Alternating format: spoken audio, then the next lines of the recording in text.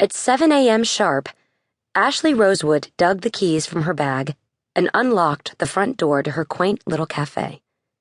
It was still pitch black out, normal for this time of year, but as soon as sunrise hit, the caffeine fiends from the eco-resort next door would start trickling in for their fix. Tourists from all over the world came to enjoy the morning view at her rustic, beachside establishment.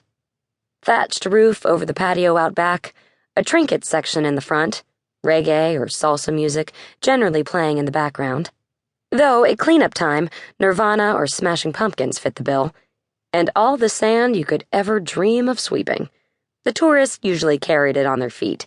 It was her little slice of paradise, too. She flipped on the lights, set down her keys, and quickly inspected the 6 tables and chairs, and the polished cement counter that ran the length of the room to the side.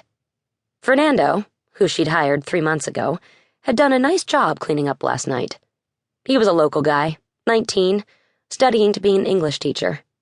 Ashli knew he also had a little crush on her, but she was 25 now, a little too old to be dating 19-year-olds.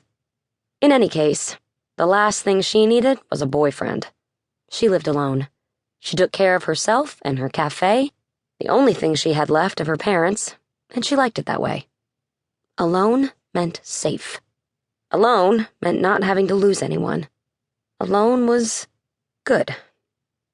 Ashli slipped an apron over her white tank and shorts, unlocked the back patio door that led straight to the beach, and dragged a few sets of tables and chairs outside.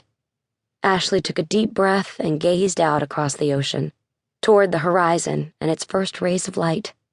The sound of crashing waves and the stillness in the air right before the sun broke ground was always her favorite time of day. It reminded her of getting up with her mother to do yoga before opening time.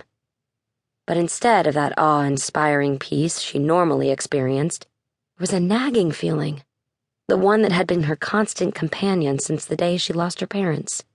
Death isn't done with you yet. The dark thought had grown more persistent lately. No, Ashli, don't think about it. She sighed and returned inside to set up the register and get the drip coffee going. She crouched behind the counter and opened the small refrigerator. Dang it! She'd forgotten to tell Fernando they needed low-fat milk. She looked at her watch. He'd be there any minute with fresh pastries, so he could cover while she ran to the mom-and-pop store a few kilometers away in town.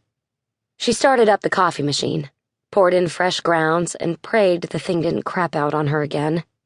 The bell on the front door chimed. Hey, Fernando, guess what I forgot? She turned her head, but there was no one there.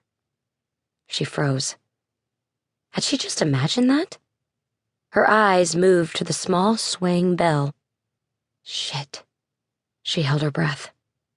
Okay, maybe someone walked by and pushed the door, but didn't come in. You're such a scaredy cat. The door flew open, and in waltzed Fernando, carrying a box of pastries. His short brown hair was its usual mess, but at least he'd managed to put on a clean t-shirt today. Buenos dias, Ashli, he said, his voice groggy with sleep. Ashli instantly felt calmer. Buenos dias. Hey, I forgot to put milk on the list. Can you sit up the illy while I make a quick run? Por supuesto, Eva. English. You need to practice your English. Fernando was never going to become an English teacher if he didn't try harder. He reached for an apron hanging on a hook behind the register. Yes, boss. Good boy. She winked. He was always such a grump before his first cup of coffee, which was why she needed to hurry. No customer would want to be greeted by that sad face in the morning. Be right back. She grabbed her purse and headed out the front door to her VW Bug, which was practically new, by the way. It still amazed her how they manufactured them in Mexico, just like they had in the 70s. Even their odd, sticky sweet smell hadn't changed. But they were cheap, good on gas, and easy to fix. She dug for her keys, but remembered she'd left them inside the cafe on the counter. Geez, I'm forgetting everything today.